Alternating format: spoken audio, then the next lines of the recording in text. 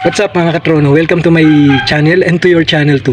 So ngayong umaga, ang simpleng pamumuhay na gagawin natin sa ating bakuran ay yung pag-alaga ng saging. Yung saging na tunda na pinakita ko sa inyo dati. Siya yung tatanggalan natin ng puso at lilinisan natin ng mga bulaklak na tuyo. Kasi sabi ng mga farmer ng saging, para maging healthy siya, kailangan tanggalin yon. Tara, samahan nyo ko. Please, tanggalan natin ng puso yung saging. Yan na, huy! May tao ba doon? Hindi ka na. Sama mo ako, bilis. Kay.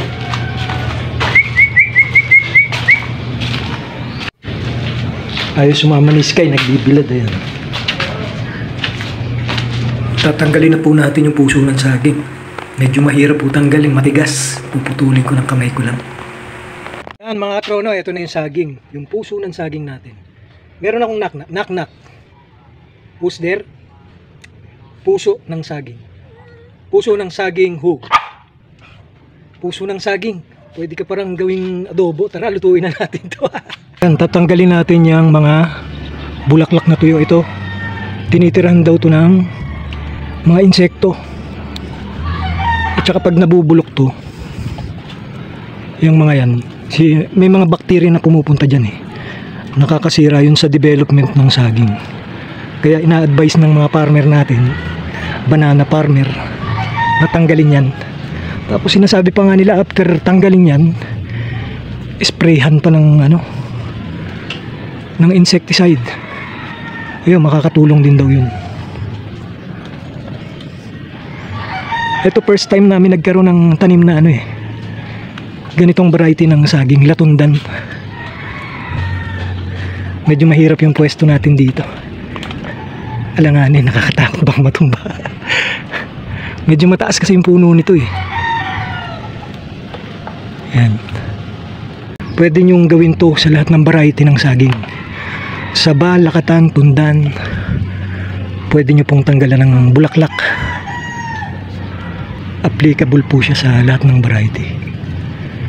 At first time ko lang po itong gagawin. Tingnan po natin kung tama yung sinasabi nila. Ayan. Isang na lang, yung nasa taas na lang nandun.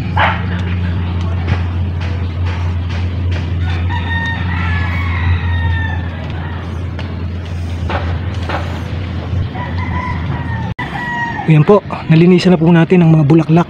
Malinis na po siya. Hintayin po natin siyang mahinog, sabi ng mga farmers. 3 months pwede na siyang i-harvest. Kasi pag lumampas daw ng 3 months, parang hindi na daw masarap yung saging. Siguro totoo yun kung market mo, dapat 3 months bago mahinog sa puno yung saging, i-harvest mo na. Pero since ito ay unang bunga, ito ay aming, syempre, pang sariling consume namin to. At usually pagka ganun, pinapahinog namin sa puno. Mas matamis para sa akin yung ganun. Pero mas mabilis siyang mahinog lahat, Ayan, unlike nung 3 months pa lang wala pang hinog, i-harvest mo na. Yun yung mga pang market, maraming chemical na nilalagay doon. Ayoko ng mga chemical, kaya papahinugin natin sa puno yan, yung hinog sa puno, hindi kakalburuhin. Ayan.